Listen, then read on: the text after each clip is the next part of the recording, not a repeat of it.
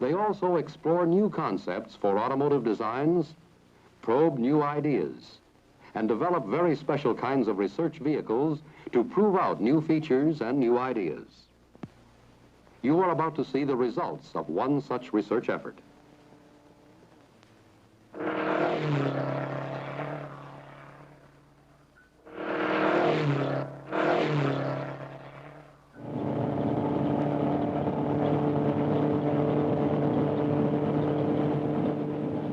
This is the spirit of the wild Mustang, bred into a fine machine. There is only one, but it has spurred inquiry and comment from across the nation and from many other parts of the world. Actually, the Mustang is a research vehicle, conceived and brought to the stage of development testing by a group devoted exclusively to evaluating the feasibility and desirability of new automotive design concepts. Concepts that might be applied to future production cars. Why a sports car? The sports car is far from being new in concept. True. But over the years, it has influenced the development of passenger cars in all categories. And this type of vehicle is particularly suited to the plans of Roy Lunn, manager of the Vehicle Concepts Department. He explains that his group, in collaboration with Ford's advanced stylists, have in mind certain features, potentially useful in a variety of models, which could best be developed and proved out in a sports car type vehicle. He is thinking of aerodynamically clean body shapes with improved seating positions.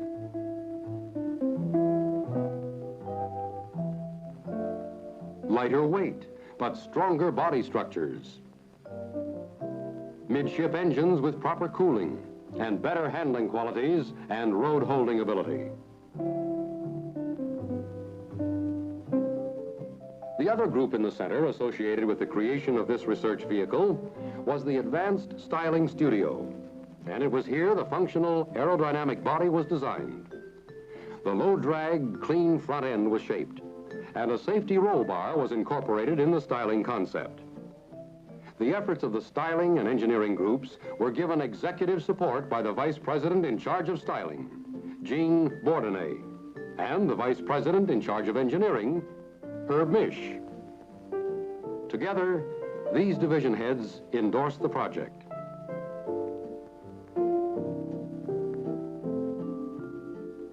Having selected a sports car configuration, Roy Lunn's group set themselves additional objectives.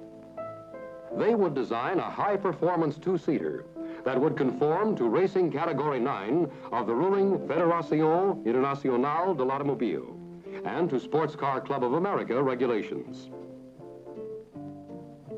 Because it was purely an experimental car, the engineers chose to use a welded tubular steel space frame, strong and lightweight for the Mustang.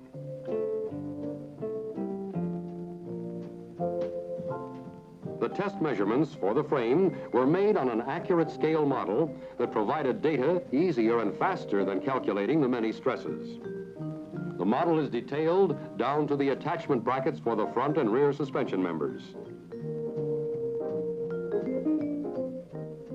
The actual frame was fabricated in California by the custom car builders Troutman and Barnes. In addition to being both lightweight and strong, the space frame can be built quickly.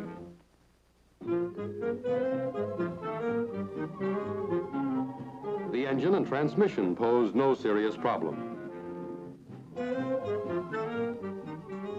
Ford's recently developed V4 engine and 4-speed transaxle combination, designed for front-wheel drive in the German Taunus 12M, proved a perfect solution. While unsuited for forward mounting because of the Mustang's small frontal area, the engine moved to midships not only made reduced frontal area possible and therefore allowed better aerodynamic form, but made for excellent weight distribution because it could be placed forward of the rear axle with no change in the drivetrain. With modifications, new cam, distributor, higher compression head, intake manifold, valve springs, and carburetors, this engine had excellent performance possibilities.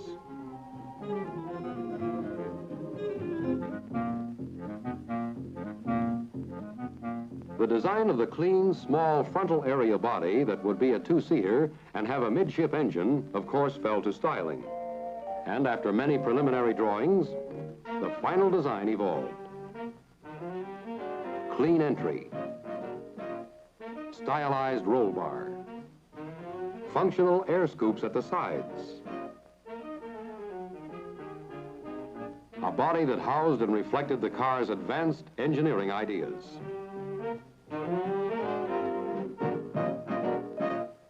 Of course, the car needed a stylized embellishment to capture the spirit of the Mustang in its crest, and this was rendered first on paper, then in clay and wood, finally in metal.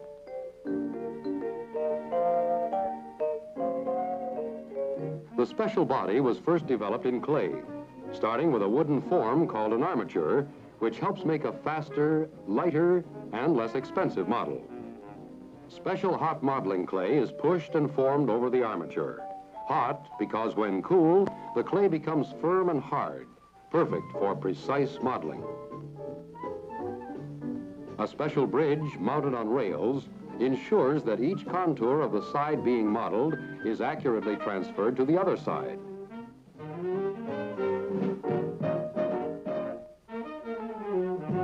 Skillful hands and watchful eyes of the stylists do the rest, ensuring that every long, sweeping curve is true to the evolved design. When the clay was completed, it was covered with a special plastic sheeting called Dynoc, which looks like painted metal, yet can be applied in a fraction of the time it would take to do a similar job in the paint shop. The American racing colors, white and blue, were chosen for the Mustang. When Herb Misch and Jean Bourdonnais saw the completed clay, they were delighted. With the clay approved, a female plaster mold was formed. The clay was first coated with a parting agent, then with a lime slurry, then covered with Excelsior dipped in plaster.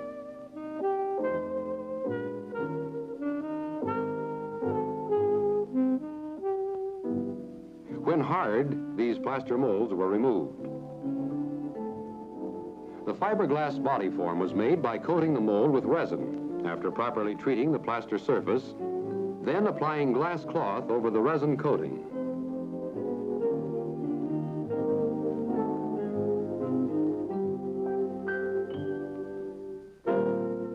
Smoothing the cloth to fit the contours.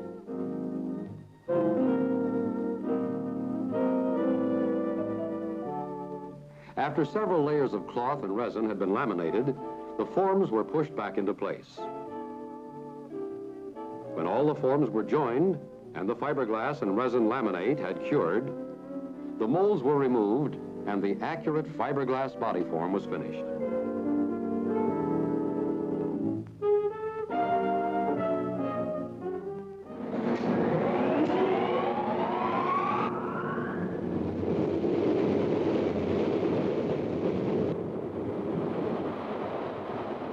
After being cleaned up and painted, the fiberglass body form was subjected to wind tunnel tests.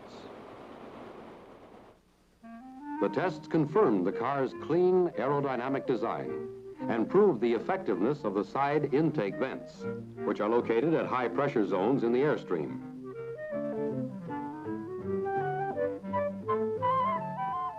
Following the wind tunnel tests, the fiberglass body form was sent to Troutman and Barnes.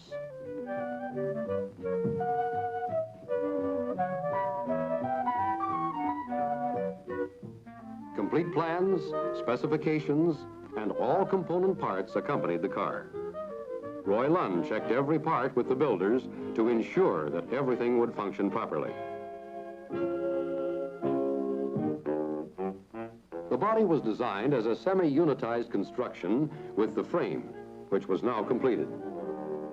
The aluminum tank was installed, as were the one-piece special seats that were designed to be an integral part of the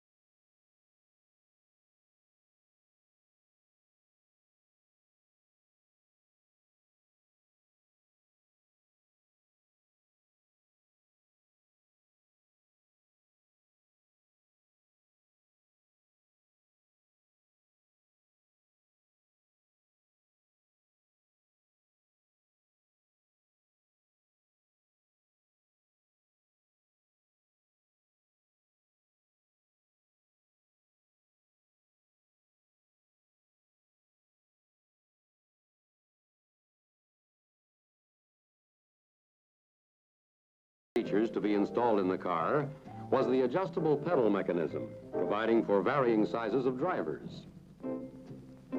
The brake and clutch master cylinders were mounted on the same unit and connected to the body by flexible hoses. A one-piece competition windshield was put in place. The large, easily visible instruments were mounted in a padded dash with a built-in grab handle.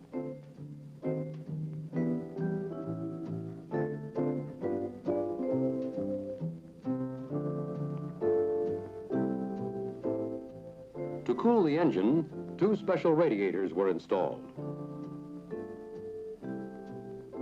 Each was equipped with a thermostatically controlled fan. And each was placed behind a side intake vent. Including the seats as a part of the body structure was an idea likely to see application in many kinds of future production cars. In addition to strengthening the body, it allowed clean, lightweight seat cushions with built-in headrests that easily could be fixed to the body, and safety belts which readily could be made retractable.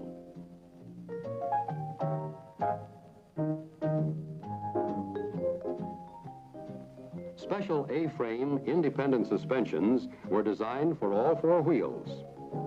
Those in front were equipped with 9.5-inch disc brakes adapted from the Ford console manufactured in England. Combined spring and shock absorber units were installed all round.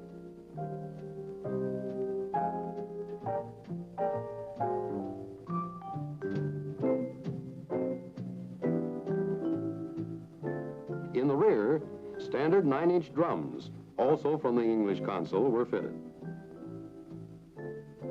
And a new and unique steering assembly was designed, which has a rack and pinion steering gear, a flexible shaft, and 3 inches of fore and aft adjustment. The retractable headlights, spare tire, battery, and gas tank are up front. Access to both front and rear compartments was provided. Front hinge doors on either side. Exhausts through the rear, and all necessary lights were provided. And so the car was completed, ready for testing.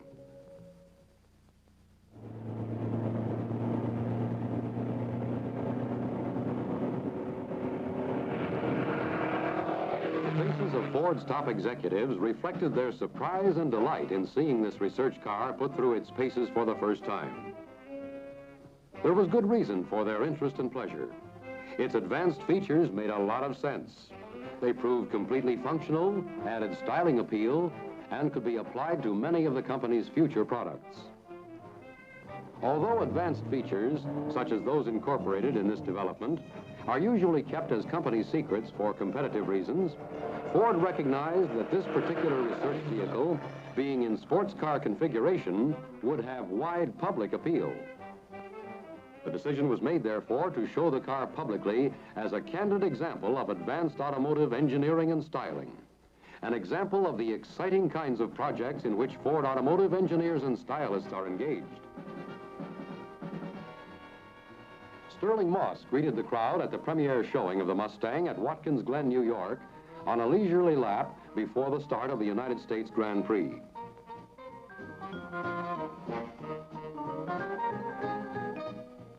Car and Driver magazine was one of the first of the many publications to recognize the engineering and performance potential of the Mustang, and its technical editor, Jan Norby, was invited to test the car. Roy Lunn went along to answer questions. I would have liked some kind of support for my accelerator foot. This is the thing we're going to do. We're going to make that. But the response is beautiful.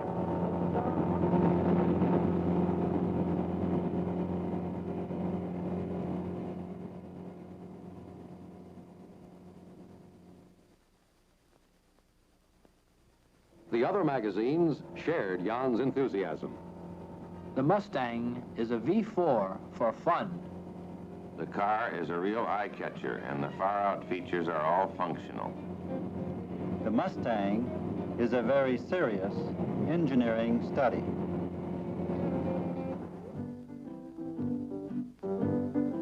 Its fresh new appearance, its unique styling, generated immediate interest wherever it was seen.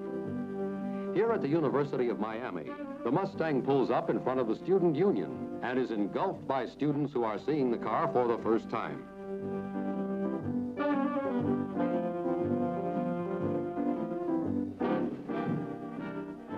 As everywhere, they are full of questions, want to know all about a car they had only heard about.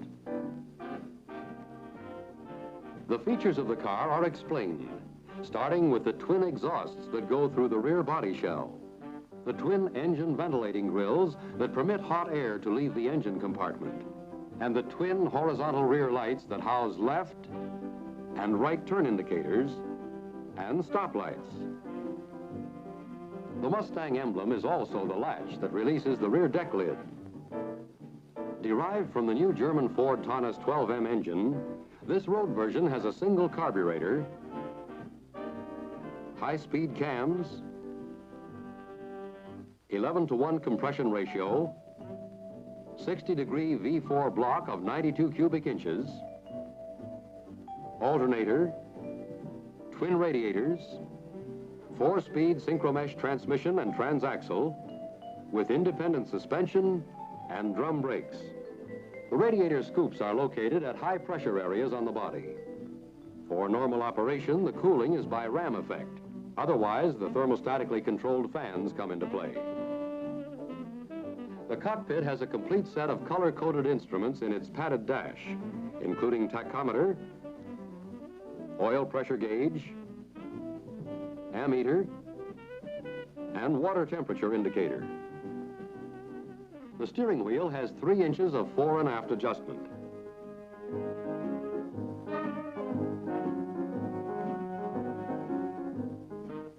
The pedals are adjustable and can be moved back and forth 4 inches by means of an easily accessible handle.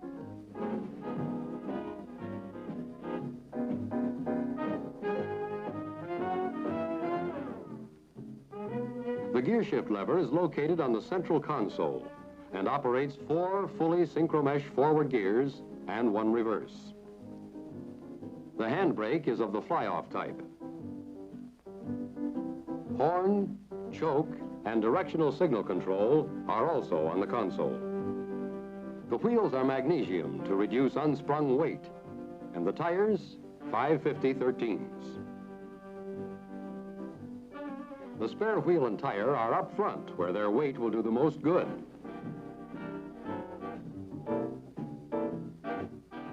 As are the floor-mounted battery, the rack and pinion steering gear, 13-gallon fuel tank with flip cap, and horns on either side.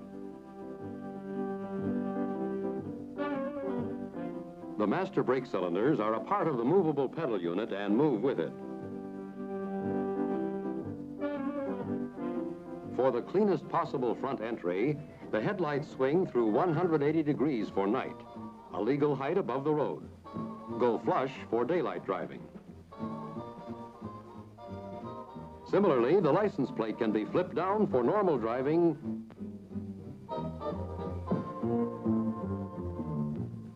or folded away for racing.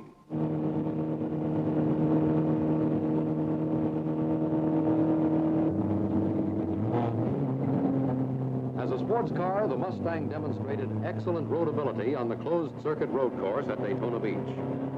Its fully adjustable suspension was responsible for its optimum road handling and road holding characteristics.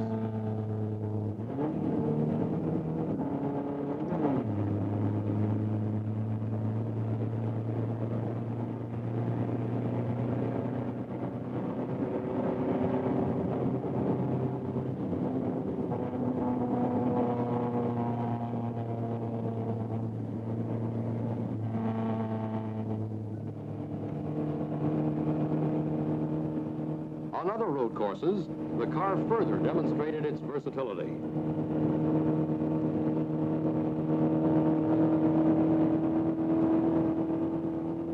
And on the high high-speed oval, it proved capable of impressive performance for a car with piston displacement of 1.5 liters, approximately 92 cubic inches.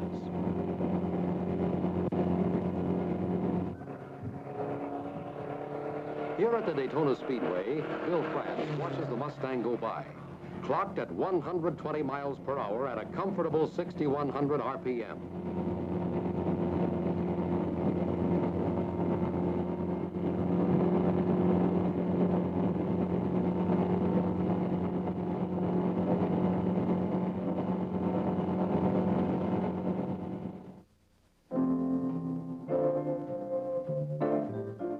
Yes, the Mustang turned out to be the kind of car that dreams are made of. But a dream it must remain. For this car was created by engineers and stylists only to prove out the feasibility and desirability of certain new design features. A number of the advanced features represented in the Mustang, along with its performance and handling characteristics, proved out remarkably well. Although there are no plans to bring the car into production, you undoubtedly will see some of its features incorporated in other cars we do bring into the market. That was the purpose of the Mustang project, a pioneering experimental development by Ford engineers and stylists.